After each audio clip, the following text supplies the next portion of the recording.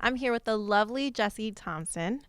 I see you've published a book and it's a bestseller. Yes. Tell me a little bit about the book. Thank you for having me, first of No all. problem. Hope Beyond Fibroids, Stories of Miracle Babies and the Journey to Motherhood was a journey for me because I battled fibroids for 14 years, the last 14 years of my life. And with my fibroids came 10 years of infertility.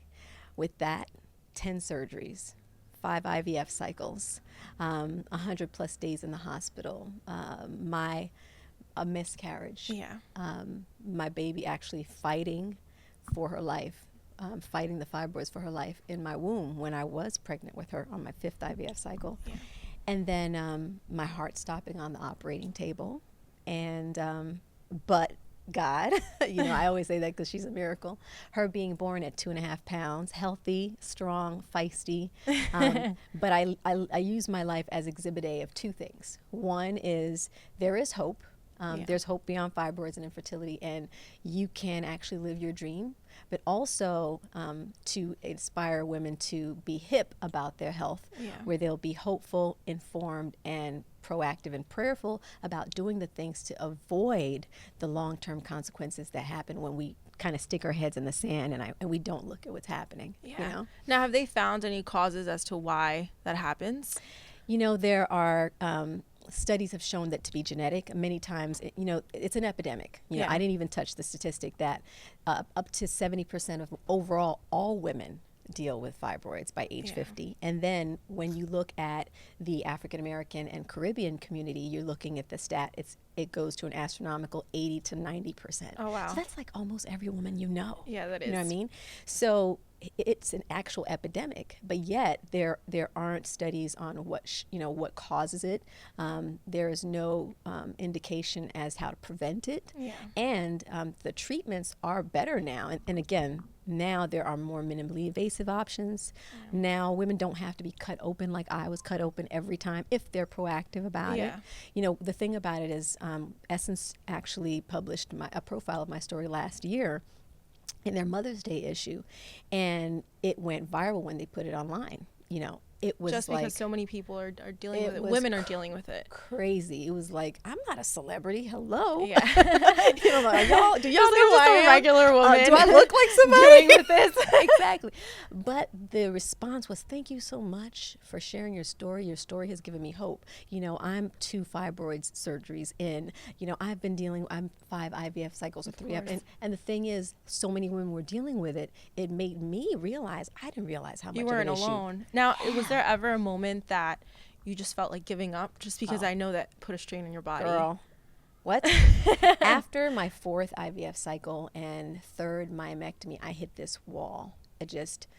I was done. I'd had, you're talking about open surgeries. So just so you know, open surgery means usually about 6 to 8 weeks of recovery. And then I had complications from the surgery. Once you're cut open, you open yourself up to the likelihood of other major surgeries. So when I had my 2nd myomectomy, I was cut open 10 days later because I developed an obstruction from adhesions. Exactly. So again, I preach minimally invasive proactivity because of that, right? So I hit this wall where I was like, whoa. What am I doing here? I'm having, actual, interaction issues with my husband. I'm raging from the hormones. And I'm sure that, women and hormones are horrible. So think about regular hormones times 1,000.